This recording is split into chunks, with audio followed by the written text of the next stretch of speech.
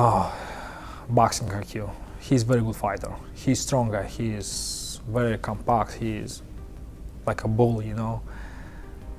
He's a smart guy.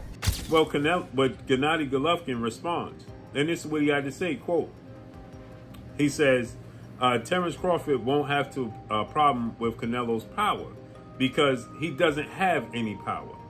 Bud could possibly be the end for him because Bud has what it takes. I'm not saying Bud will win, but I'm just saying he has what it takes.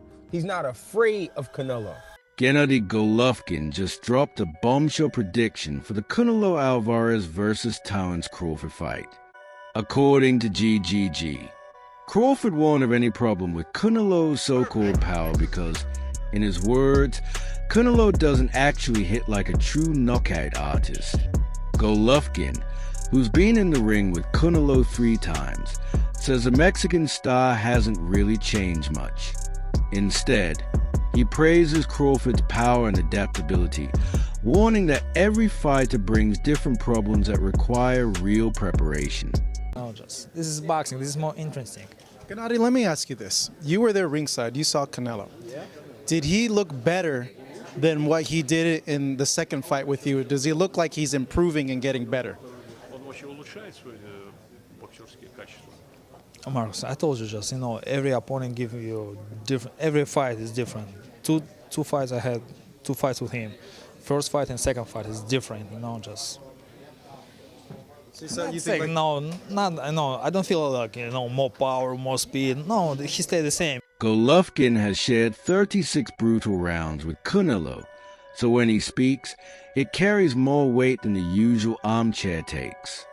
He argues Canelo relies more on flashy flurries and desperate knockout attempts than real, fight-ending power. For Golovkin, this isn't trash talk, it's experience. He has felt Canelo's best punches and still insists they lack the raw force people hype up. His words directly challenge the popular belief that Canelo is a monster puncher, instead painting him as a fighter who wins with timing and volume, not brute strength. Golovkin weighs in as everybody's trying to gauge how this fight is going to play out. They anticipate this fight. They want to know how this fight is going to play out. And Gennady Golovkin gives his 2 cents. As his trainer, Abel has been on social media doing multiple interviews and stating that Terence Crawford is simply too small and he's going to lose, right? And Gennady Golovkin, as Abel Sanchez is saying that he's going to get knocked out, right? Because it's too much power. Well, but Gennady Golovkin responds, and this is what he had to say, quote, he says, Terence Crawford won't have a problem with Canelo's power because he doesn't have any power. He said, I fought Canelo at 160 and at 68, and I could say he has fast punches, he has fast combinations, but I wouldn't say there were a lot of power there, or power punches, or knockout punches. You saw that. You saw this clean shots that I took and he brought, and there were no results, end quote. So Gennady Golovkin is saying he hit me with clean shots. You saw him hit me with clean shots, and the results was I didn't go anywhere. Now, I know people will say, well, Gennady Golovkin is naturally bigger than Canelo. Golovkin's former trainer says Crawford has no shot against Canelo, but GGG isn't buying that narrative. He respects Crawford's sharp skills and brilliant strategy, admitting they could give Canelo real trouble. That alone makes this matchup way more competitive than the experts want to admit. They'll see this as a one-sided beatdown in favor of Canelo Alvarez. Former Golovkin trainer Abel Sanchez, who's been very critical as of lately and said that Canelo will just play with Terence Crawford and by the second half, it'll just be like a sparring session. Sanchez said that Canelo will not only dictate the pace throughout the evening, if Triple G himself couldn't even hurt Canelo, then Crawford's chances are definitely not that great. Sanchez said, quote, Crawford is a great fighter, but that's why weight division divisions exist. Neither Bivol could hurt him, nor could my fighter in 2 fights. Triple G's former trainer has also repeatedly emphasized that Crawford should have moved up in weight class a long time ago, and that his jump should have been more gradual and steady, and suggested that skipping divisions will definitely play a role in him potentially losing badly to Canelo Alvarez. Golovkin's trilogy with Canelo remains one of boxing's biggest storylines, and the fact that it's still questioning Canelo's supposed power after all those rounds is huge. His words hit harder because it survived Canelo's best. So when GGG says Crawford has the tools to withstand him, the boxing world listens. Fans and analysts can't stop debating it because it challenges the mainstream image of Canelo as a savage finisher. Golovkin's perspective forces people to ask, is Canelo's fearsome reputation built on real performance, or just marketing hype? Boxing Dr. News. Hey boxing fans, remember the epic Golovkin-Canelo trilogy? Well, get this. GGG once spilled the tea on Canelo's punching power, and it's not what you'd expect. Picture this. 2 legends, 3 fights, and a whole lot of controversy. GGG said Canelo's punches were fast, but not knockout material. Can you believe it? He claimed those clean shots brought no result. Now, fast forward to today. GGG's been out of the ring since their last bout, but rumors are swirling about a comeback. Meanwhile, Canelo's gearing up for a massive showdown with Terence Crawford. The big question is, will Canelo prove GGG wrong and land that knockout punch? It's been a while since his last stoppage. The boxing world is buzzing, and we can't wait to see what happens next. Training camp whispers are only adding gasoline to the fire. Showbiz the Adult reports that Canelo has been cautious in sparring with Jaron Boots Ennis, playing it safe, avoiding risks, and protecting himself before fight night. Some say it's smart strategy, but others believe it shows doubt. The spiciest rumor, Canelo got dropped in the 3rd round by Boots and struggled with a younger fighter's speed and power. While unconfirmed, these stories have boxing fans buzzing. If Canelo is already looking vulnerable in camp, Crawford could be licking his chops to exploit those weaknesses under the bright lights.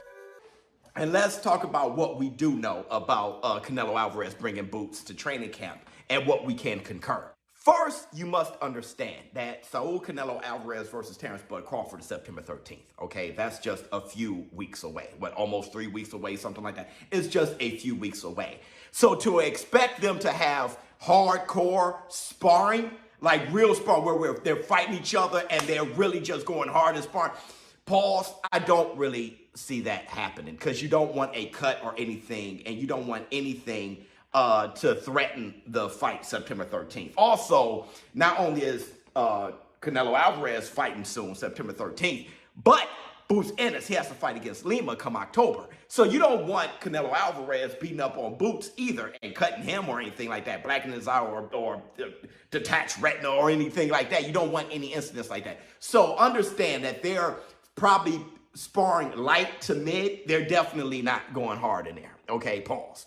So we have to really put it aside that either one, I don't think Canelo will be beating the hell out of Boots or Boots beating the hell out of Canelo.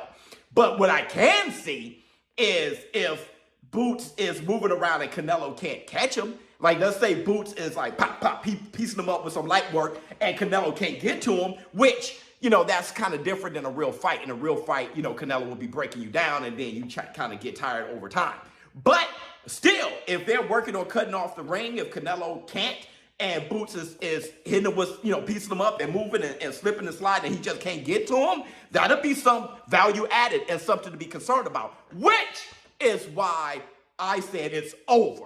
Greg Hackett takes a wider lens on this fight, calling it a potential changing of the guard. He admits Canelo was once the undisputed pound-for-pound king, but every era ends. Hackett believes Crawford might be the man to slam the door shut on Canelo's reign.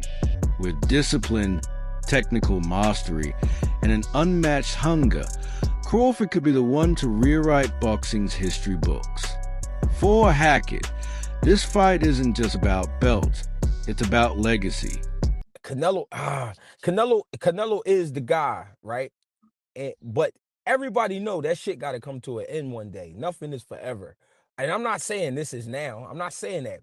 But Bud could possibly be the end for him because Bud has what it takes. I'm not saying Bud will win, but I'm just saying he has what it takes. He's not afraid of Canelo. You know what I'm saying? Two, he has the skills to be able to deal with Canelo. Does he have the power? I don't know, but he is a puncher. He's a puncher because his record says so. You know what I'm saying? Canelo is a puncher as well. So what I see is a great respect for each other, but after 4 rounds, I see a war breaking out. And Oh whoever shit. can whoever can stand it, meaning whoever can take that shit that's coming their way, that's who wins the fight. You know what I Man, mean? I don't know if Bud wants that. I don't know if Bud wants a war with that dude. Yeah, That I mean, cat, but granted, he got a granite ass chin. But you saying he's a puncher because his record says so. So you Yeah. gotta assume that you making the assumption that he can crack. Because Arrow said he can crack. That's what Arrow came out. Arrow, I Yeah. think, said he thought, was getting Canelo. I don't know whether that's, him trying to pay him back for saying that, for what Terrence said about him. This other fight, man, I got it in the title, man. And I appreciate you letting me pick your brain, man. Because I'm gonna steal your predictions. And then I'm gonna give you credit for it at the same time, dog. I ain't gonna be like everybody else. I'm gonna steal your shit and give you credit for it at the same time, dog. Devin, I'm starting to think, man, maybe Devin Haney's a little underrated, man. Going into this Brian Norman fight. Like, I've had my own personal issues with the dude and his pops, but that shit aside, the dude knows what he's doing in the boxing ring. He's been in there with a bunch of fights. He's a championship world-class level fighter, bro. John Ryder adds his own take from sparring with Canelo. He remembers grinding through 12 hard rounds, proof of Canelo's relentless work ethic and stamina. Ryder describes him as consistent, difficult to break, and elite for a reason. This balances the narrative, because even if Canelo's punching power is overrated, his overall skill, conditioning, and experience make him a nightmare for anyone stepping in the ring. For him, waiting for a big fight, and giving him, like, he had his hands full with you, and obviously there was triumph for you there, not just going the distance, but going the distance with severe injury as well, right? Of course, yeah, and I think that just, I want to be a trainer where I can go to people, look, I don't want to tell them things and they go, right, well, listen to him because he's been there, he's done it himself. Do you know what I mean? I don't want to be telling them to run through walls and not having done it myself. Like, if you need to bite down and push through because you still got a shot in this game, then do it. And listen, I've stood there toe to toe with one of the greatest pound for pound fighters out there, nose broken in the second, and pushed him to the 12th and final round. But I know now I can call on that in the future with fighters I train and just say, look, now you got to dig deep, now you got to pull through, and it's going to hurt today, but tomorrow's another day. But the boot sparring stories don't come without controversy. Some critics accuse Ennis of holding back against Canelo or sparring just for the paycheck. That raises a serious question. Are these sparring leaks the truth, or smoke and mirrors? If Boots went easy, fans are being misled. If he exposed real flaws, then Crawford's camp just got handed valuable intel. Either way, it fuels the drama heading into fight night. Pathetic. Purely pathetic. Terrence Bud Crawford's team inflicting race in this situation in reference to Jerome Boots Ennis training and sparring with Canelo Alvarez, Mexican superstar, Latino superstar, the 4W world champion, super middleweight undisputed, because Jerome Boots Ennis, a brother, is training with Canelo Alvarez, then he's a sellout to his people? Really? This what Terrence Bud Crawford's team had to say in reference to Jerome Boots Ennis, the former unified champion, the welterweight division, training and sparring with Canelo Alvarez. He sold out. That's all I can say. He sold out now. It's pathetic, man. Because he's a sellout because he's training with Canelo. Hey, yo, Bernie the Boxer and people that, and Terrence Bud Crawford's members that feel this way. Do y'all feel the same way about Isaud? Yeah. The Latino trainer, the Guatemalan trainer that been training Terrence Bud Crawford Since 14 years old. That's how y'all look at him? Y'all look at him like he's a sellout? Is he a sellout to Latinos because he trains Terrence Bud Crawford? Yo, for real, I never heard that in the sport of boxing, where Latino trains with a black fighter and he's a sellout to Latinos. I never seen it. Why is this self-victimhood, this ingrained hate that some blacks have for Latinos? Analyst Gareth A. Davies and Duke McKenzie point out how rare this fight actually is. Too often, big-name fighters avoid risks. But Crawford versus Canelo is the exception, a genuine clash of greatness versus greatness. They see it as more than just a fight. It's history in the making, with legacies on the line in real time. Marvelous Marvin Hagler became a friend in life and was an amazing man. An amazing character. I've likened this fight to those two when they met, with one going up in weight, quite a big step. I've mentioned it to the two guys when I saw them in Riyadh last week as well. First of all, I was backing Terence Crawford to win this on points, with his skills to pay the bills and his speed and his timing and his spitefulness and the fact that he's raising his game. When we see here as well, by the way, the pushing and shoving in New York in the earlier press conference, I think he's poked the bear a little bit. Yeah. And I think Canelo's very dangerous. And I think Canelo might win this. My money's on Crawford. My money's clearly on Crawford. I mean, there's so many different ways of looking at this fight, but I really believe... Do you like it? It's the best fight in world boxing, bar none. At any weight division, because of the stylistic matchup, because of the raise in levels, and because of the weight differential. Yeah, and because we're looking at two of the best undisputed modern day boxers that have ever lived, in my opinion, modern day boxers that have lived. In this current generation that we're in now, you're not going to get two better fighters fighting at this time in their careers. Jaron Ennis hasn't stayed silent either. He warned Crawford that jumping straight into a fight with a naturally bigger man like Canelo is a gamble without a warm-up fight. Size and power differences are real, and Ennis stresses that moving up slowly is usually the smart play.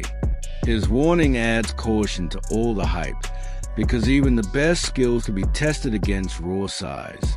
I think you gotta lean more towards Canelo, because like I said before, he been putting big guys out and down, and Canelo not even really a 68 pounder. He probably really should be at 60 maybe, and he been hurting these guys. I think he be dropping these guys and things like that. So, and them guys be way bigger than him come fight night. I know that for sure. They be probably close to 200 pounds, and he dropping those guys like that. So I don't know. It's gonna be a great fight. The fans want to see it, so so be it. I think Crawford should take a warm up fight. At like 60, or like at least at 60, just to get his body, to feeling of somebody a little bit bigger, and things like that. I know when you go up a weight, you gotta, develop that power and not develop the power, but like put that muscle on and be heavier and things like that. So he might not want to take a fight because he's trying to build up right now. But I think he should, just to stay sharp and that way he don't have like a long layoff or anything like that. Joe Miller, on the other hand, doesn't buy the size excuse. He backs Crawford mentality, saying his hunger and determination can carry him even against a bigger opponent. Miller insists that in great fights, willpower often outweighs muscle. His support injects optimism into Crawford's chances, showing that many fighters believe he has what it takes to pull off the upset of his career. Huge fight September 13th. Who do you think's going to win that? I'm pulling for Crawford in this one. I think people was underestimating his strength right now and his size. And I think he's a little more hungry than Canelo. So let's see though. But I like both guys, but I'm a little closer to Crawford, so I want to see Crawford can take it. And lastly, quick mention on IBA Pro. Interesting concept that people records on the line. So I know in boxing, people don't like risking their own and things. Do you feel like this is a step forwards? This could become a major player in boxing? I think it definitely can. I mean, any opportunity to make some money and build your repertoire and your arsenal. At the end of the day, analysts agree it all comes down to Crawford's game plan. This won't be won by throwing bombs, but by executing a smart, disciplined strategy that cancels out Canelo's strengths. A victory here wouldn't just be a win. It would cement Crawford as one of the old-time greats. To do that, he'll need patience, precision, and composure. If he can keep his cool and exploit Canelo's cracks, the night could belong to him. Understands that he has to be smart. And I think with this one specifically, it ain't just about being smart. He knows he has to look like he's never looked before, because again, if he doesn't and he beats Canelo, everybody's just gonna say, well, that's Crawford, you know? So I think he knows that this is the performance of a lifetime and that everything has to look right. He knows in order for it to look right, he can't just go out there and let the dog go. The dog is, you know, you got to work his way up to the dog. Hey, show the clip real quick. I don't know if you showed it already, but this is the dog you're talking about right here, right? And so this is, I pulled this clip right here. I seen it on social media this morning. Don't do that. That's what I'm saying. And I pulled this clip, right? But this is Terrence. That's who he is. He's not gonna swing on Canelo. He already know that part of the game.